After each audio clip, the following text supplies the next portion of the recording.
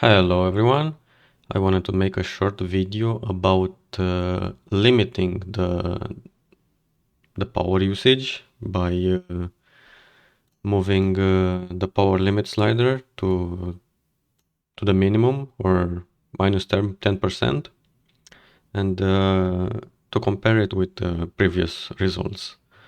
So again, all you need to do for this is open the Adrenaline software, go to manual tuning, custom. Now you can only reduce the power limit, but you can also reduce the voltage, so you can undervolt a bit and modify the fan curve by clicking enabled. Yeah, I want max speed 100 because I want the lowest temperature possible if something happens. So default score in Farmark with 1440p preset. I remember I got not only I remember, but I have the screenshots. We had the 12.8K average of 213 FPS, and the power draw was around 310 watts. This one was taken while the benchmark was running. So 310 watts, I think AMD rated the 7900 XT at 315 watts, so it might pull 315. I did not see it, although I did not benchmark for too long, so it could pull 315 on default settings.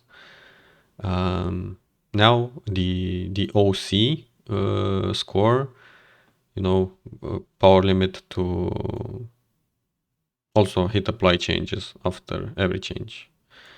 OC score is with power limit at 15%.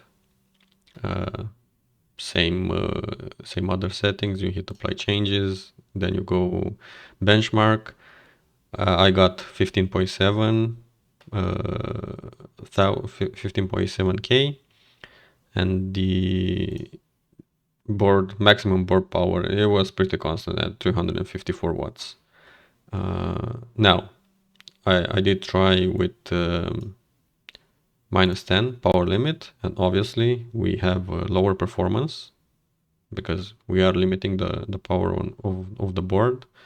And yeah, we got around 11K, so a quick let's see how much performance did we lose.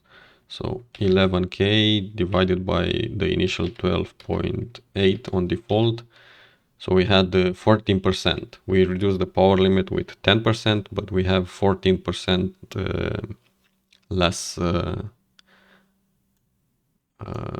less performance. So if you have like a lower wattage power supply, as I mentioned in the comment in the previous video, I have a 750 watt, and I think it's not enough because I was playing The Witcher 3 and I think the power supply tripped. So I have another power supply on order, but it's gonna arrive in January 10th, something like that. So it's gonna take a while.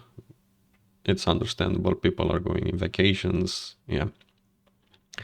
So what I might do is actually play with the power limit down and see if I'm getting any other power supply trips. So yeah, for the one guy that cares about this. Oh, I forgot to show you the wattage. The wattage is, I think, this one. Yeah, this was the maximum that I saw during the short test that I did, 286 watts. It mostly hovered at 278, but this was the maximum, and I was able to take a quick snip of the board power. Yeah, 286 watts from default which is 310. How much reduction is that in real world? Because this is 10%, but should be close to 10%, right? Yeah, 286 divided by 310, it's 8%. So there you have it. 14% less performance for 8% reduction in total board power usage. If you believe this helps you, yeah, I hope it does. If you have like a lower power supply unit until you get a better one. Like I do not recommend you sit on a 600 watt or 650 watt or something like that. The minimum recommendation from AMD is 750, and I actually believe that's not enough, because Gamer Nexus did some testing and they have some pretty high power spikes, and they might exceed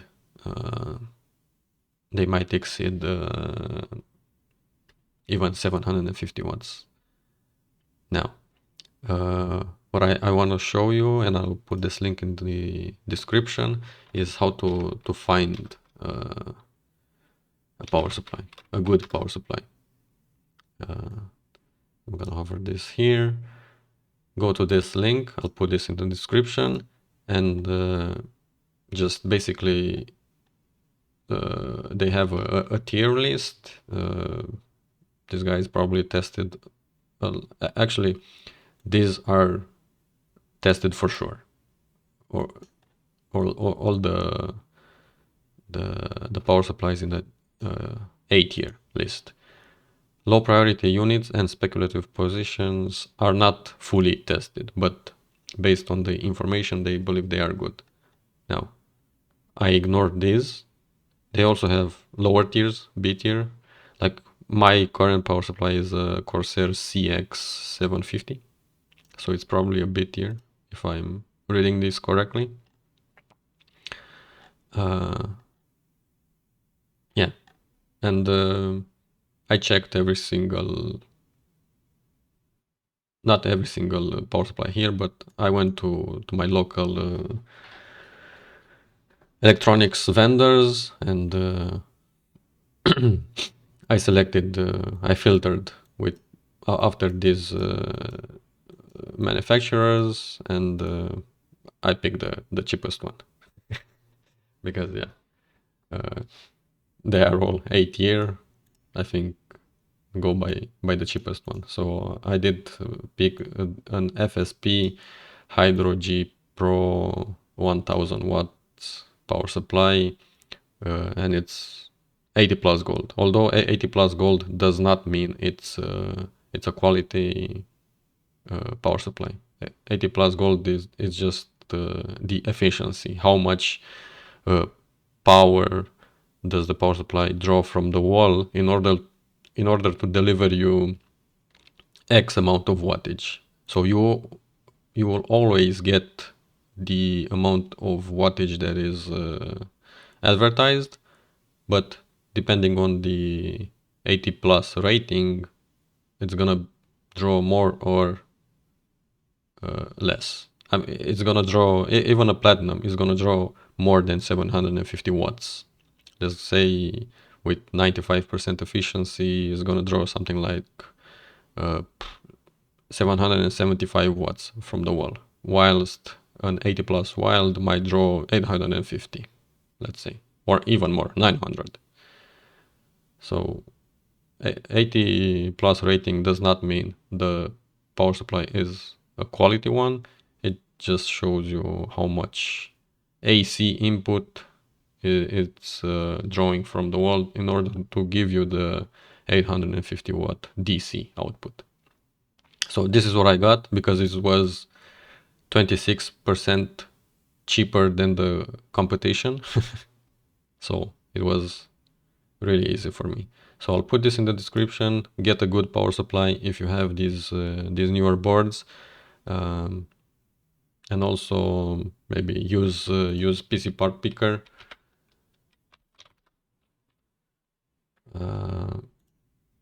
This is my build. So usually how you get a power supply is you get the estimated wattage, you multiply by 50%, so times 1.5, 800, and because these new GPUs from AMD have really high spikes, from what I know, the nVidia ones do not. You also add the AMD or nVidia tax of 100 watts. So for me, 900 watts minimum. I'm just gonna get 1000 watts. It's safer, and it gives me room for future upgrades. So thanks for watching. I hope this video really helped you, and I will see you in the next one. Bye bye.